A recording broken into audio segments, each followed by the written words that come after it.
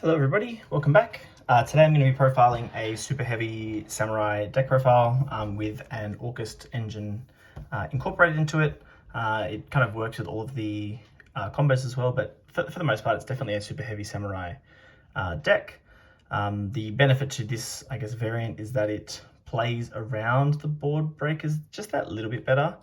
Superheavy Samurai obviously is a deck that just churns out a bunch of negates, which this deck can certainly do, but it does, obviously get punished super hard by Dark Ruler.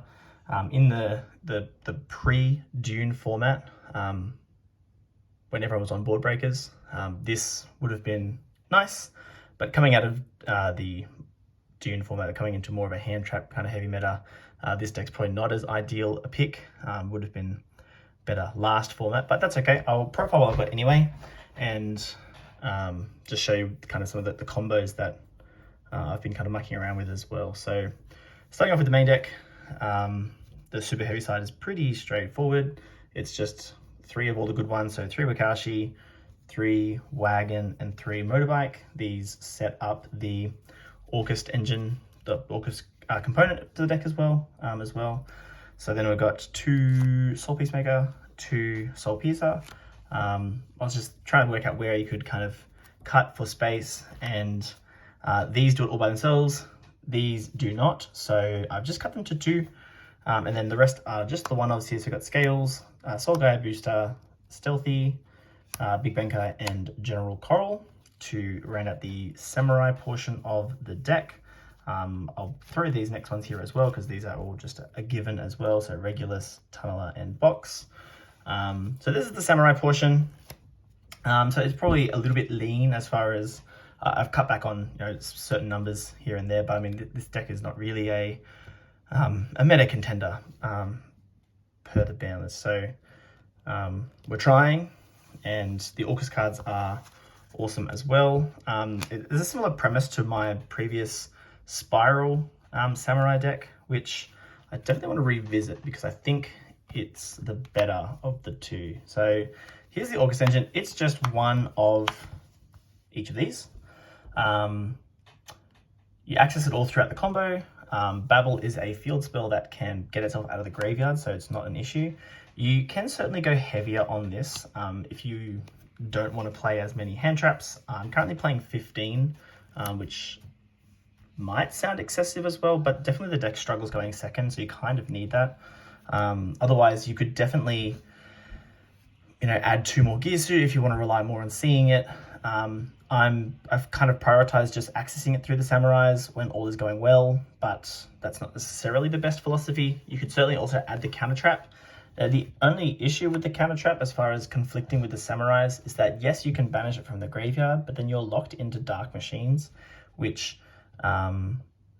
there's not heaps of. So whilst it might ensure that you kind of win on that turn 1, if you don't win on turn 1, then certainly the follow-up is hard when you kind of have to get it out of the graveyard in order to be able to continue with the Samurais, whereas this one can get itself out of the graveyard back into your hand. It doesn't play around Dark Ruler as good as the counter trap does, but it does allow you to still play, which is why I've got it in here, as opposed to the counter trap. You could play both if you want to. Like I said, you could definitely play a heavier Orcust engine. The only issue with the Orcust engine is really Gears is the only thing you want to see. These you don't really want to see. But if you do see one of them alongside like full combo with the Samurais, then that's okay, because it just means you actually you can extend that a little bit further, because you can access Symbol initially depending on which piece you open here as well. But yeah, so I've gone as streamlined as possible, and that's also because I just wanted to have more hand traps. But like I said, cut hand traps if you want to add more to the Orcust engine. If you want to feel like you're playing more of an Orcust deck, then go for it.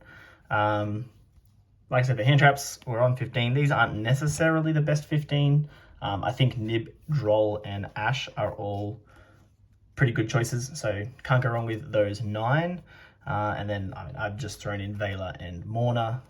They're okay, but definitely you could play Kaijus, you could play Bisteels. There's a number of other decent options like Ghost Ogre potentially, but there's certainly other things you could play. I've just thrown together 15, but as for my own, I guess, format specific things, Nib Droll Ash is where I'd be starting, and then Veiler and Warner, depending on, I guess, what you're expecting to be up against. So that's the main deck. That's 41 cards. The extra deck is Galatea and Longirsu for the Orcust. You don't really need to play Longirsu because it's just more of an engine. I've probably gone heavier on the extra deck than I needed to. You'd certainly cut this. There's probably things I've forgotten. I'm not really a super heavy samurai player. I didn't play when it was good or anything. I've kind of picked it up after the ban list, just because I still think there's a lot of potential in the engine. But I also wanted to test this deck out because I just think Orcust is really cool. And if Harp comes back, then I'd probably cut more of the samurais, build more around the Orcust side. But anyway, Appaloosa, Access Code Talker, these are standard Unicorn, Clearfork Genius, Platinum Gadget. The main combo doesn't really go through Clearfork Genius, but there probably is a way. I'm just not as well tuned to know it. Gear Blister is key. IP is kind of a piece on the end board. I'm not making Apo turn 1 typically, though certainly you can. I'm playing Double Ding. Probably doesn't need to be Double Ding. Could certainly just be 1. Gigan X by Goose Guy is the contingency plan. And then Baron, and I finally have my copy of Excel Synchro Stardust. It only took months to arrive, but I finally have it. Yeah, so as far as the extra deck, you could definitely cut a Ding along Girsu to have more variety, more flexibility in the extra deck. But this is just where I've landed so far, and I will just show you, I guess, the one of the 1-card combos, but any of the main samurais get you there as well. All right, so here is a 1-card combo. Wakaushi does this, Motorbike does this, Wagon does this, but I'll just start with Wakaushi just as it's an easy one. So we will scale the Wakaushi, and we'll use its effect to scale Benkai, summon, and then Benkai is going to grab the Soul Piece Maker. We will equip and use its effect, tributing Wakaushi, and obviously it goes to the graveyard to summon out Wagon. We'll summon it in defense, use its effect to change to attack and grab a soul, which will be the Soul Piercer. Normal summon the Soul Piercer, and we will link 2 into the Ancient Gear Ballista. Using Soul Piercer and Ballista's effects, we're going to grab the Motorbike off Soul Piercer, and Ballista will grab Box, and Box will activate to grab General Coral. So this is a position we kind of get into with all of our 1-card starters, so these 3 kind of in hand, or this is in grave and it scales. If we if we're starting with Wagon or the Bike, when we are searching off Soul Piercer, we just go straight for scales. But this is just to get this into the rotation for Baron. From here, we can pitch Motorbike to grab the scales. Now, obviously, another kind of downside to this deck specifically is that like I said, we're coming back into a hand trap format, which, yeah, and Droll is going to kind of be a big player. Nibiru is another one that's going to kind of hurt, and in this specific combo, yeah, Nibiru definitely would hurt. So obviously keep that in mind. This profile is probably just that little bit too late format wise, but definitely still a fun deck to take to locals. Just probably not gonna, it obviously wasn't ever competitive, but yeah, a consideration. So Scale Coral, and we're just going to Pendulum Summon everything we have. Scales is going to activate to bring back the Soul Piercer, and from here we're going to go Baron. We're going to go Soul Piercer and Wakaushi into the XL Synchro Stardust.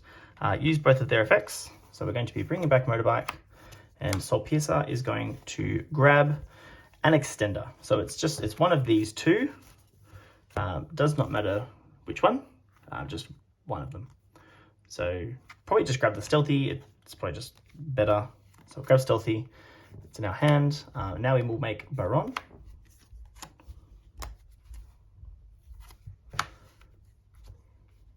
And we will overlay our 2 level 4s for Gigi and X to then use its effect to detach and grab out our Gisu.